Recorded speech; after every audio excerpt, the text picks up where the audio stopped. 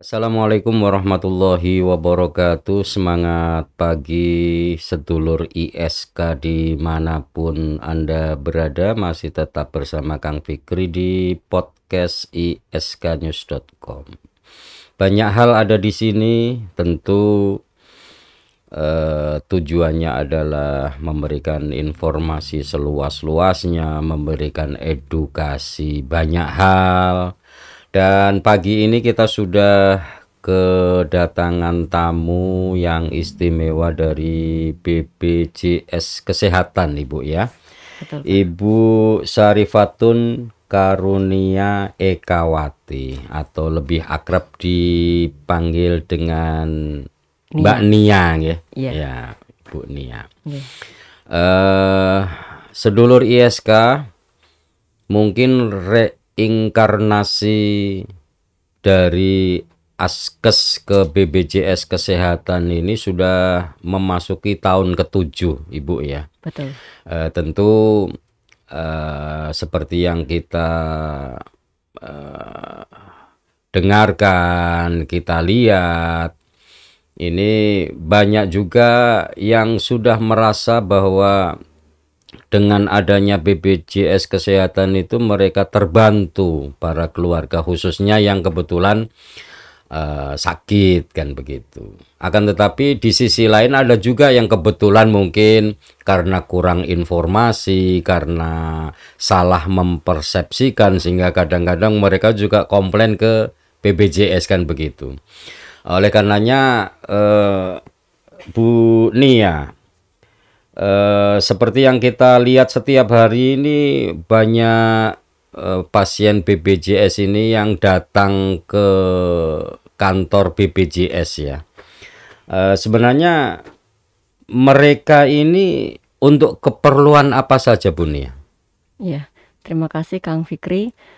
Jadi saya Nia selaku Kepala Bidang Kepesertaan dan Pelayanan Peserta di BPJS Kesehatan Cabang Kudus.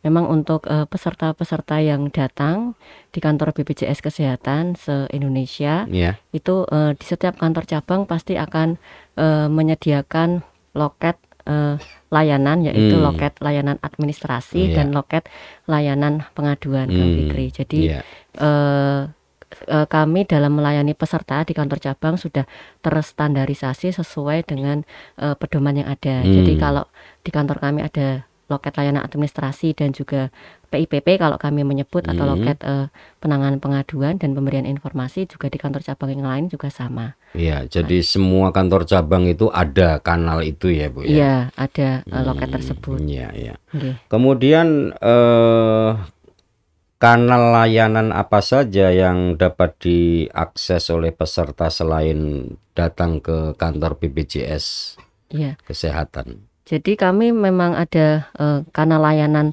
tatap muka maupun non tatap muka, Kang Fikri. Jadi kami untuk kanal layanan tatap muka itu bisa dilakukan baik di kantor cabang maupun di kantor kabupaten, dan juga kami ada kanal layanan mobile customer service.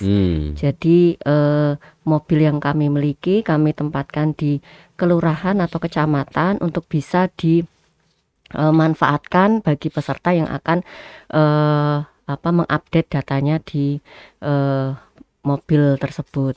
Kemudian kami juga ada mall pelayanan publik. Kalau ini biasanya ada di kota atau kabupaten yang memang sudah menyediakan mall pelayanan publik. Kalau kami di cabang Kudus ini kan membawahi 3 kabupaten, yaitu Kabupaten Kudus, Kabupaten Jepara, dan Grobogan. Jadi kalau mall pelayanan publik yang sudah setiap hari melayani, setiap hari kerja, itu di mall pelayanan publik di Kabupaten Jepara. Kemudian untuk yang kanal layanan non tatap muka yang kami miliki itu ada banyak. Jadi karena sekarang ini sudah mulai tahun 2020 ini kami mengoptimalkan kanal layanan non tatap muka seperti pelayanan yang ada di WhatsApp, itu kami menyebut Pandawa. Terus kemudian ada juga mobile JKN, ada juga kanal layanan non tatap muka di care center 1.500-400. Dan juga untuk kanal layanan informasi itu juga ada di WhatsApp Cika atau chat asisten JKN. Jadi kalau Cika, kemudian mobile JKN dan care center itu sifatnya terpusat. Jadi nomor yang dimiliki di Cika di 0811-8750-400 itu bisa diakses oleh semua peserta JKN se-Indonesia. Oh, jadi nyentral di pusat Bu ya? Iya, jadi kalau kan kami pesertanya sekarang untuk se-Indonesia ada 222 juta peserta. Jadi kalau misalnya semuanya dilayani dengan pelayanan tatap muka, sedangkan hari dan juga petugas kami terbatas, itu kan akan menghambat peserta untuk terlayani. Jadi kami mengembangkan karena layanan non tatap muka itu melalui tadi mobile JKN, care center maupun melalui Pandawa ataupun Cika.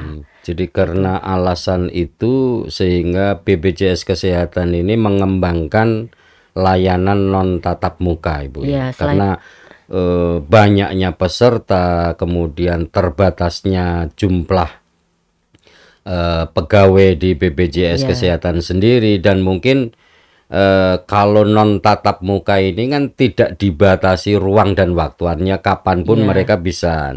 Iya betul. Artinya kalau tatap muka kan harus jam kerja, hari kerja dan lain-lain kan begitu. Lagi pula selama pandemi ini dengan terbatasnya ada beberapa kantor juga dan juga beberapa wilayah menerapkan PSBB, juga makanya kami mengembangkan layanan non tatap muka.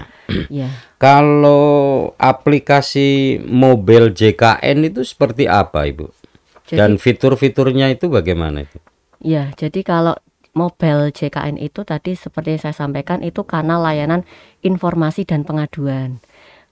Peserta dapat mendownload melalui aplikasi Play Store atau App Store, nanti diketikkan mobile JKN. Kemudian nanti setelah terdownload, kalau misalnya belum mempunyai akun harus membuat akun dulu dengan klik daftar. Kemudian kalau sudah menjadi peserta nanti disiapkan kartunya, karena harus mengetikkan nomor kartu, alamat email, nama gadis ibu kandung, nomor kakak, HP untuk verifikasi untuk pembuatan akun. Tapi nanti kalau misalnya belum menjadi peserta, di situ juga ada untuk pendaftaran menjadi peserta. Gitu. Jadi untuk mobile JKN ini juga fiturnya sangat banyak, Kang Fikri. Ada fitur untuk nanti untuk peserta mandiri ya, nanti untuk mengecek tagihan, kemudian untuk mengecek statusnya aktif atau tidak. Kemudian di fitur mobile JKN itu juga ada fitur auto debit. Jadi kalau misalnya ada peserta mandiri yang belum atau mau membayarkan dengan sistem auto debit, itu bisa mendaftar melalui mobile JKN. Dan juga mungkin perlu saya sampaikan kepada pemirsa ISK semua bahwa di tahun 2020 ini dengan diundangkannya Perpres 64 tahun 2020 selama pandemi nanti sampai dengan tanggal 25 Desember 2020 kami ada program relaksasi tunggakan. Jadi dan ini juga pendaftarannya melalui mobile JKN. Seperti apa Ibu relaksasi tunggakan itu? Ya, jadi relaksasi tunggakan itu kalau ada peserta yang menunggak lebih dari 6 bulan, kemudian tidak ada biaya atau dana yang harus membayarkan keseluruhannya, itu bisa mencicil 6 bulan plus 1 bulan berjalan dulu. Jadi mencicil 7 bulan. Nah, pendaftarannya ini hanya sampai nanti di tanggal 25 Desember 2020. Kemudian cicilannya sisa tunggakannya nanti bisa dibayarkan sampai dengan Desember 2021. Jadi kalau mereka membayar 7 bulan dulu, kartunya langsung aktif, langsung bisa digunakan. Bisa digunakan ya? Ya, bisa digunakan. Misalnya tunggakannya itu 12 bulan. 12 bulan. Nanti dibayar 7 bulan. Kemudian sisanya dicicil sampai dengan Desember 2021 ya. Nanti setiap bulan bisa mencicil 1 bulan dulu, atau nanti kalau misalnya ada dana lebih mencicil 2 bulan dulu. Itu sesuai dengan kemampuan. Untuk cicilannya juga bisa klik nanti di Mobile JKN. Jadi pendaftar dulu untuk program relaksasi, baru nanti mencicilnya sesuai dengan kemampuan. Yang penting mendaftar dulu. Oh gitu Iya. ya. Mendaftarnya lewat Mobile JKN untuk JKN relaksasi, itu ya. karena untuk tahun 2021 sudah tidak ada program pendaftaran relaksasi tunggakan, kecuali nanti pemerintah mengundangkan lagi misalnya ketentuan yang baru bisa, maka baru bisa kami buka kembali. Tapi untuk saat ini kami pedomannya Perpres 64 tahun 2020 untuk program relaksasi, pendaftarannya hanya sampai dengan Desember 2020 ini. Itu mendaftar dulu. Iya, mendaftar membayar 7 bulan, 6 bulan ya, 7 bulan. 7 bulan. Kemudian nanti sisanya tunggakannya, kalau mereka misalnya tadi 12 bulan ya sisa tunggakannya 5 6 bulan. bulan ke depan itu Iya. diselesaikan sampai dengan Desember 2021. Iya. Lah kalau misalnya ada masyarakat yang bertanya begini, Bu. Dia sebenarnya dari awal itu ada keinginan untuk turun kelas. Ya. Tapi ya mungkin karena ketidakmampuan sehingga katakan mereka itu sekarang nunggak 12 bulan ya. Iya. Artinya ketika melakukan relaksasi,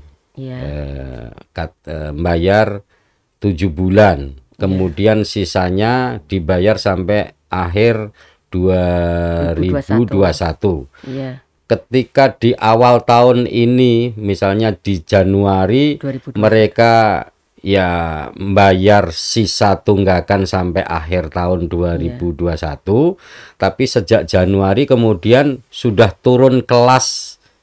Ini bisa apa tidak, Ibu? Nggih, saged.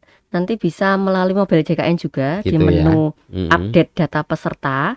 Jadi di menu Mobile JKN itu untuk update data peserta nanti bisa untuk turun kelas, misalnya dari kelas 1 mau turun ke kelas 2 atau dari kelas 1 atau turun kelas 3, nanti bisa turun kelas di bulan, misalnya bulan Desember ini mau relaksasi dulu ya. Relaksasi kemudian sekaligus turun kelas, maka kelas rawat yang baru akan aktif per tanggal 1 bulan berikutnya. Januari ya. Jadi itu memungkinkan, tapi untuk tunggakannya tetap di kelas yang lama. Artinya sampai dengan bulan ke-12 itu bayarnya tetap di kelas yang sebelumnya ya. Akan tetapi bayar berikutnya, betul, artinya yang bukan cicilan itu sudah di kelas bisa di kelas yang tadi turun tadi ya. Seperti itu. Artinya semua boleh seperti itu ya. Yang penting tunggakan itu sesuai dengan tagihan kelas yang lama. Ketika kemudian melakukan transaksi turun kelas, berarti per 1 Januari mereka kewajibannya sudah sesuai kelas yang diinginkan terakhir. Kelas yang baru. Gitu, Bu ya. Boleh seperti itu ya. Boleh. Ya, jadi supaya masyarakat ini ngerti, karena ya mungkin di era pandemi seperti ini kan kadang-kadang penghasilan sementara kewajiban membayar BPJS sendiri itu mau tidak mau kan begitu. Mungkin untuk yang layanan apa saja yang ada di care center ini setelah mobile tadi? Oh ya, jadi kalau di care center itu di nomor telepon 1500-400 itu 24 jam. Kemudian di care center itu ada banyak menunya. Nanti peserta bisa mengetikkan sesuai dengan kebutuhannya. Jadi kalau nanti tekan angka 1 itu ada untuk mengecek status dan tagihan peserta. Kemudian ada juga untuk ubah data peserta. Kemudian ada juga menu untuk konsultasi dengan dokter di care center, dan juga ada pelayanan badan usaha kalau di care center. Untuk care center ini juga melayani tadi turun kelas juga selama 24 jam. Jadi kalau misalnya menelpon care center jam 12 malam hari Minggu gitu, mau turun kelas juga bisa, tapi nanti juga sama akan aktif di kelas yang baru per tanggal 1 bulan berikutnya. Jadi kalau misalnya menelponnya bulan Desember ini, nanti aktif kelas yang baru per 1 Januari 2021. Kemudian untuk menu di care center yang tadi untuk cek status maupun tagihan peserta, nanti akan dihubungkan oleh care center dengan Vika. Jadi kami punya mesin penjawab istilahnya seperti Iya. itu. Vika itu Voice Interaktif JKN. Ya, Voice Interaktif JKN, di mana nanti Vika akan menjawab Menjawab ya. kebutuhan dari Sesuai peserta, ya. misalnya status kepesertaan gitu ya. Misalnya saya pengen tahu nih kartu saya ini aktif atau tidak. Nanti cukup mengetikkan nanti di pad atau di telepon peserta itu nomor kartu atau NIK dari peserta dan juga tanggal lahir. 2 informasi itu ya, nomor kartu atau NIK dan juga tanggal lahir dari peserta. Nanti Vika akan menjawab kartunya itu aktif atau tidak aktif. Kemudian Vika juga bisa menjawab juga terkait tagihan, berapa sih tagihan saya sampai dengan bulan ini. Itu dengan mengetikkan nanti nomor kartu, nanti Vika juga akan menjawab sampai dengan bulan ini tagihannya berapa ribu. Itu harapan kami semua iuran yang khususnya peserta mandiri bisa dibayarkan maksimal tanggal 10 bulan berjalan itu ya, untuk tetap bisa mengakses layanan ya. Jangan sampai kalau misalnya telat membayarkan atau lupa, nanti pada saat datang ke rumah sakit atau vaskes malah kartunya tidak bisa digunakan. Nah, nanti supaya bisa aktif kembali ya harus membayarkan tagihan yang sesuai dengan tagihan peserta. Jadi kalau kami tagihan itu sudah tagihan satu keluarga. Jadi kalau misalnya nanti memberikan nomor kartu gitu, misalnya ke kanal PPOB ya, atau ke misalnya juga pembayarannya bisa melalui OVO atau Tokopedia atau melalui e-commerce yang lain, itu nanti bisa tagihan yang dibayarkan satu keluarga. Ada bapak, ibu, dan juga anak-anaknya sesuai yang Sesuai terdaftar. kakak ya. Iya, sesuai dengan kakak. Jadi tidak pembayaran satu persatu, tapi sudah satu keluarga. Jadi juga menghemat biaya administrasi gitu ya. Kalau yang tadi misalnya soal peserta yang nunggak ya, misalnya taruhlah 12 bulan nunggak, ini dikenakan denda apa tidak, Ibu? Jadi kalau peserta menunggak lebih dari 1 bulan, jadi misalnya sekarang Desember ya, iurannya nggak dibayarkan sampai dengan tanggal 31, maka secara otomatis sistem akan menonaktifkan per tanggal 1 Januari. Nah, kalau misalnya tanggal 2 Januari itu mau berobat ke dokter keluarga, puskesmas, atau ke klinik yang terdaftar, nanti cukup membayarkan iuran Desember dan Januari, kartunya langsung aktif, tidak ada denda. Denda sesuai dengan Perpres 82 tahun 2018 tentang jaminan kesehatan bisa diberlakukan kalau pasien mondok di rumah sakit. Jadi kalau mereka itu mondok misalnya tanggal 2 dirujuk oleh dokter keluarga ya, dia sudah bayar, kartunya aktif, kemudian dirujuk oleh dokter keluarga ke rumah sakit. Nah, pas pelayanan rawat jalannya di rumah sakit itu juga tidak terkena denda. Nah, kalau misalnya dokter rumah sakit memberikan advice atau peserta ini harus mondok di rumah sakit, baru pada saat mondok akan dikenakan denda yang namanya denda layanan. Tapi kalau tidak mondok juga tidak akan terkena denda layanan. Itu besarannya 2,5% itu ya? Iya betul, 2,5% dikali berapa hari bulan menunggaknya. Misalnya kalau menunggaknya hanya Desember, berarti kan kali 1 bulan dikalikan biaya rumah sakitnya sesuai dengan tarif inasi bijis. Jadi mungkin keluarga pernah punya pengalaman operasi di Karyadi ya, di rumah sakit Karyadi, ketika kemudian mau menjalani operasi itu harus membayar denda. Nah, kita kan belum tahu kalau ada Perpres nomor berapa itu ya. Perpres 82. Jadi karena biaya operasinya itu hampir 64 jutaan, sehingga dendanya kan agak lumayan, 2,5% kali berapa hari nunggak kan begitu. Sehingga itu harus dibayarkan dulu baru setelah denda itu dibayar baru Iya. dilakukan operasi begitu, Ibu? Jadi kami ada masa pembayaran dendanya itu yang Mm-mm. pasti setelah tadi tunggakannya dilunasi, kemudian SEP atau surat eligibilitas peserta itu bisa dikeluarkan oleh rumah sakit setelah denda itu dibayarkan. Jadi untuk pembuatan SEP di rumah sakit itu sesuai dengan ketentuan Permenkes itu maksimal 3 kali 24 jam. Jadi diberi kesempatan 3 kali 24 jam. Artinya kalau misalnya denda itu ya bahasa orang Kudus itu semoyo karena kondisi harus segera dioperasi sementara tidak tahu kalau ada denda tagihan itu bisa jeda sampai 3 hari. Iya. Yang penting operasi dulu, surat pernyataan nanti akan dibayar setelah 3 hari ada gitu, Bu. Iya betul, jadi ada inform consent atau persetujuan dari Rumah sakit keluarganya. dan keluarga ya tentu Iya. ya. Jadi kalau misalnya masuknya hari Senin gitu misalnya, maksimal denda itu dibayarkan di hari Rabu Rabu ya. atau sebelum pasien itu pulang. Jadi kalau misalnya hanya operasi kecil ya, kemudian hari Selasanya itu pulang, maka sebelum pulang harus sudah membayarkan dendanya. Dan juga denda ini sesuai dengan ketentuan Perpres yang baru, tadinya 2,5%, nanti mulai Januari 2021 menjadi 5%. Jadi penting bagi peserta itu membayar iuran tepat waktu supaya Iya. tidak terkena tadi denda layanan.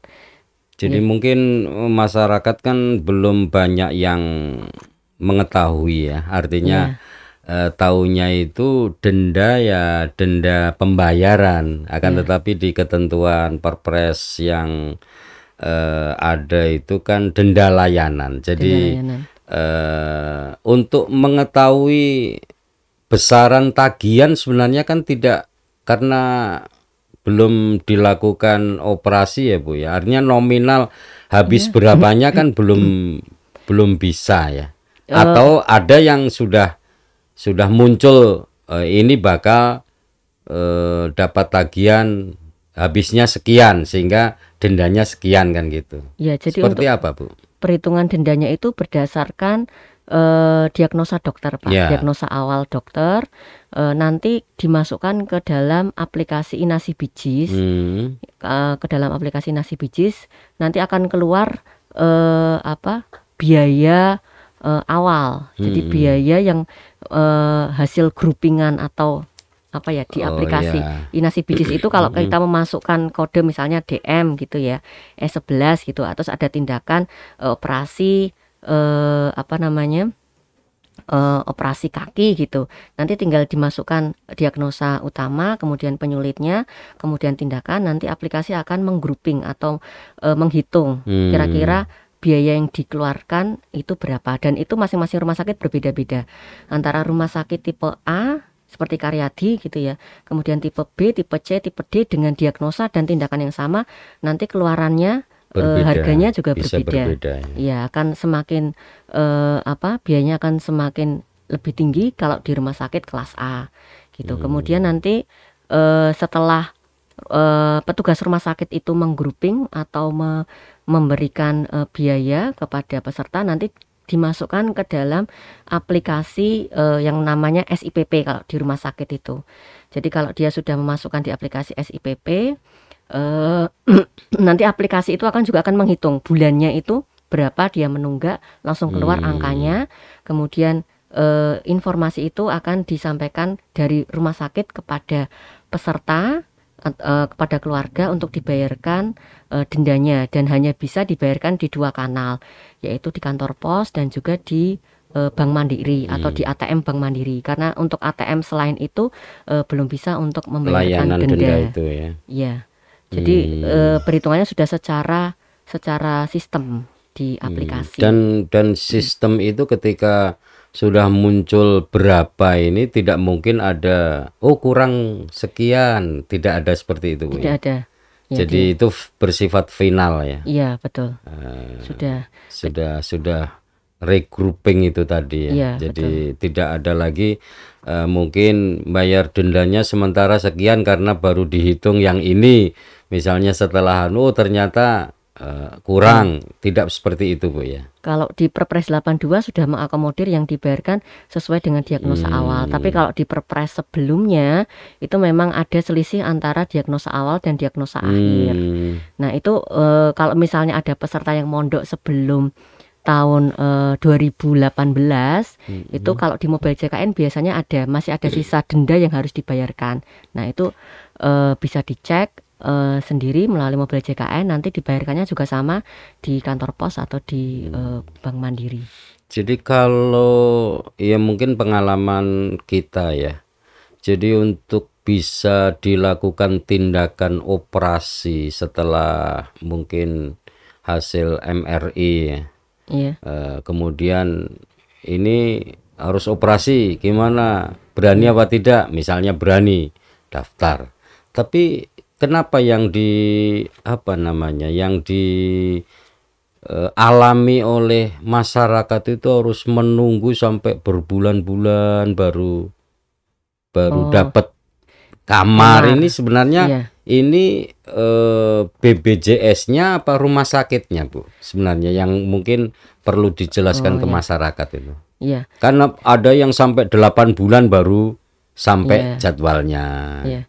Ya, jadi karena banyak keluhan yang masuk ke kami Pak terkait keterbukaan informasi untuk ketersediaan tempat tidur dan waiting list operasi, itu di Mobile JKN juga sudah ada menu itu. Jadi gitu ya. kalau peserta itu mendownload Mobile JKN, nanti bisa melihat rumah sakit se-Indonesia saat ini jam sekian, jam sekarang ya, tanggal hari ini, kira-kira rumah sakit A apa rumah sakit B gitu, ruang kelas 3-nya masih ada atau tidak, sudah penuh atau tidak, baik itu kurang kelas 3, kelas 2 sampai VIP, sampai ruang isolasi, itu tersedia informasinya di Mobile JKN. Demikian juga untuk waiting list operasi, itu juga ada di Mobile JKN. Jadi bisa mengecek rumah sakit se-Indonesia itu kira-kira kamar operasinya penuh atau tidak, itu di Mobile JKN. Artinya sesuai dengan rekomendasi dokter harus di sini, kemudian kita ngecek kamarnya ya. Iya. Jadi supaya nanti bisa mencocokkan juga, misalnya diinformasikan oleh rumah sakit kamarnya penuh gitu ya, nanti bisa dicek. Tapi kalau Mobile JKN itu hanya bisa mengecek tanggal sekarang gitu, nggak bisa mengecek untuk tanggal sebelumnya atau hari sebelumnya atau tanggal besok, itu nggak bisa. Bisanya untuk mengecek tanggal sekarang, jam sekarang, itu kira-kira kamar yang kosong ruang kelas berapa itu ada di Mobile JKN. Dan sebenarnya pihak rumah sakit itu juga harus transparan, artinya kalau memang informasinya kamar dan ya mungkin untuk tindakan operasi itu belum ada, ya memang tidak ada. Artinya kan ada rumor begini, kue gak mau lewat Bu ini kok, kalau lewat ini kan mesti langsung dilakukan tindakan. Kalau praktek-praktek seperti itu sebenarnya misalnya dalam tanda kutip pihak rumah sakit itu ada yang mencoba melakukan tindakan-tindakan seperti itu, artinya ada nepotisme karena ini yang bawa orang ini sehingga langsung dia, kira-kira BPJS itu berwenang untuk menegur pihak rumah sakit apa tidak? Ya, jadi kalau ada keluhan dari peserta itu bisa langsung disampaikan ke kami tadi lewat Mobile JKN bisa, atau lewat care center juga bisa, atau lewat kantor cabang terdekat. Jadi tapi harus dengan kronologis yang jelas, artinya nomor kartunya berapa yang mengeluh, kemudian petugasnya siapa, jadi kami bisa melakukan konfirmasi kepada Vaskes, kepada Vaskes. Jadi kami sifatnya harus mengecek dulu Pak, mengecek dulu, klarifikasi kebenarannya, dan apakah misalnya peserta ini sudah masuk ke rumah sakit sesuai prosedur atau belum. Kemudian kalau memang sudah sesuai prosedur, kemudian ada tindakan yang memang tidak sesuai dengan ketentuan SOP, tadi, ya nanti bisa disampaikan ke kami. Dan di tempat kami kan kami setiap tahun sudah ada perjanjian kerjasama baik itu di rumah sakit maupun dengan FKTP ya, dengan klinik dokter keluarga, puskesmas gitu. Di dalam klausul dalam perjanjian kerjasama juga sudah disebutkan bahwa ada beberapa hal yang memang tidak boleh dilanggar oleh masing-masing pihak gitu ya. Misalnya kalau rumah sakit itu tidak boleh menarik tambahan biaya gitu. Kemudian apa namanya dan juga nanti kalau yang paling urgent itu kan misalnya tadi ada tambahan biaya gitu ya. Itu kalau misalnya ada tambahan biaya ya harus ada evidennya, ibaratnya kwitansi atau nota gitu yang memang bukti bahwa peserta memang ditarik tambahan biaya gitu. Asal ada evidennya nanti bisa kami tindak lanjuti. Jadi kalau ini Ibu, soal mungkin pendapat masyarakat ini seolah masih ada diskriminasi ya, pelayanan antara pasien yang bayar dengan pasien BPJS. Sepertinya masyarakat kan masih menyimpan pendapat seperti itu.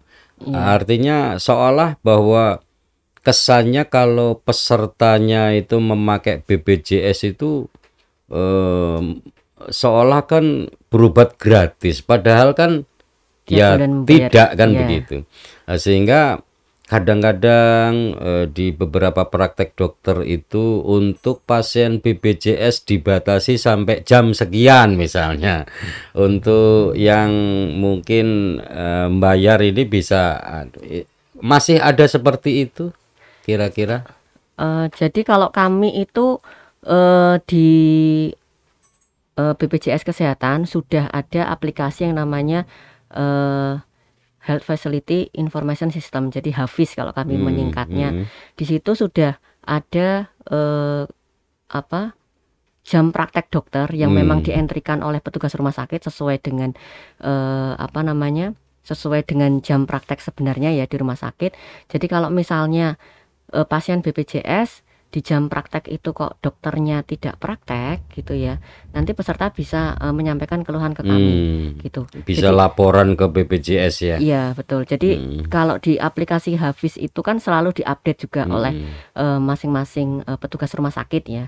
Dan ini juga digunakan oleh semua vaskes se-Indonesia. Jadi kalau mereka itu mau berobat ya dari dokter keluarga dirujuk ke rumah sakit di jam hari itu jam sekian gitu ya, jam 10 hari Rabu gitu ya, yang pasti dokternya di aplikasinya FKTP atau dokter keluarga itu ada, maka harusnya rumah sakit di jam sekian hari tersebut harus buka gitu Pak.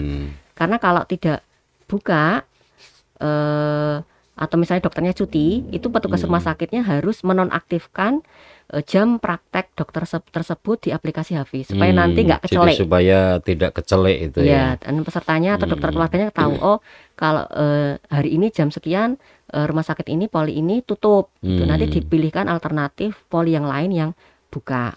Gitu. Jadi memang sudah ada aplikasinya itu supaya kami juga tidak pusing Pak, ini kira-kira jam sekian ini dokternya praktek atau tidak gitu, karena mengurus vaskes yang ribuan itu kan juga diperlukan effort kalau nggak ada sistem, makanya betul. Kami buat sistem. Jadi terutama bagi peserta BPJS Kesehatan yang dari klaster buruh ini kadang-kadang kan keluhannya kok seolah ada diskriminasi dan lain-lain kan begitu. Jadi kalau misalnya sistem yang dibangun BPJS Kesehatan seperti ini kan memang tidak banyak yang masyarakat yang mungkin bisa, apalagi klaster buruh ini kan untuk nutul-nutul seperti itu kan tidak. Misalnya ada sosialisasi dalam bentuk yang lain.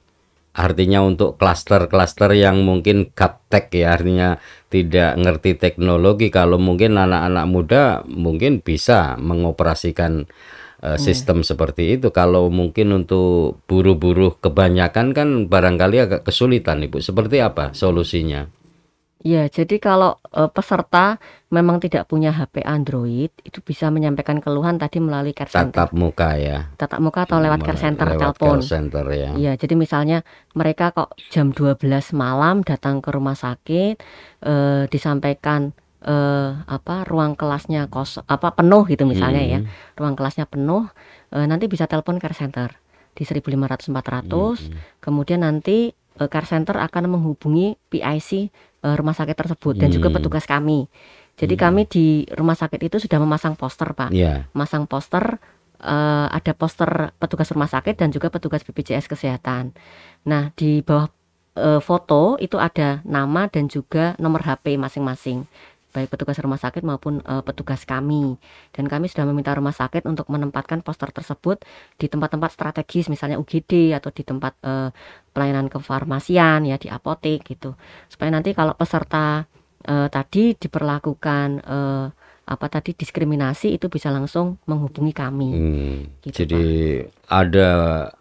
ada ruang untuk pengaduan itu ya, kalau memang Iya. faktanya seperti itu kan Iya, gitu. Dan betul. tentu BPJS Kesehatan sendiri akan memberikan Iya. teguran setelah ada konfirmasi kan begitu. Iya. Mungkin terakhir Ibu, ini terkait dengan kelas ya.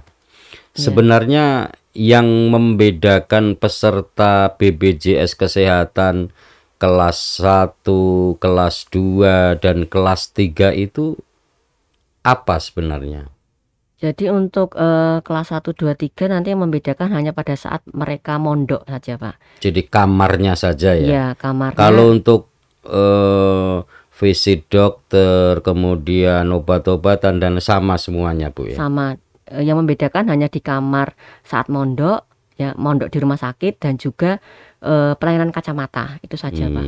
Selain itu semuanya sama. Sama ya. Iya. Tapi ada kasus begini, ketika misalnya mereka mondok di rumah sakit, kemudian ya bahasanya pulang paksa karena kuotanya sudah habis katanya. Silahkan nanti kesini lagi, setelah pulang daftar lagi. Dulu pernah ada kejadian seperti itu. Sekarang bagaimana Ibu?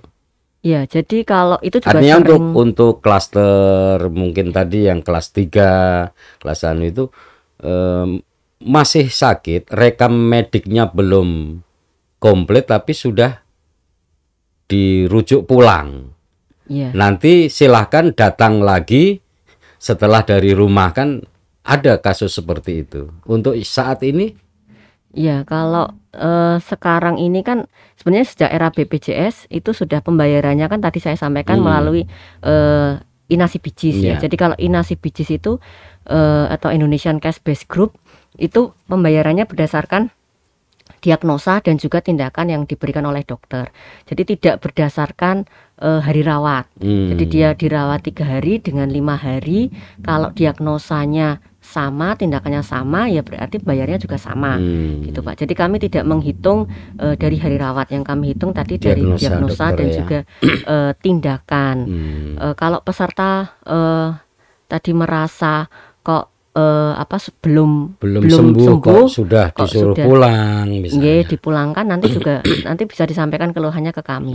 Tapi dengan kronologis. Fakta-fakta ya. Iya, dengan kronologis. Jadi yang harus digarisbawahi oleh sedulur ISK bahwa kelas kepesertaan ini hanya membedakan kamar dan kacamata. Sementara fasilitas dokter dan obat-obatan ini sama antara kelas 3 sampai dengan kelas 1 kan begitu Ibu. Sama. Ya, ini yang harus digarisbawahi. Jadi mungkin dengan Jagong kita, dengan BPJS ini mudah-mudahan bisa memberikan informasi seluas-luasnya kepada masyarakat, khususnya yang ada jangkauan BPJS Kesehatan di kantor cabang Kudus ya.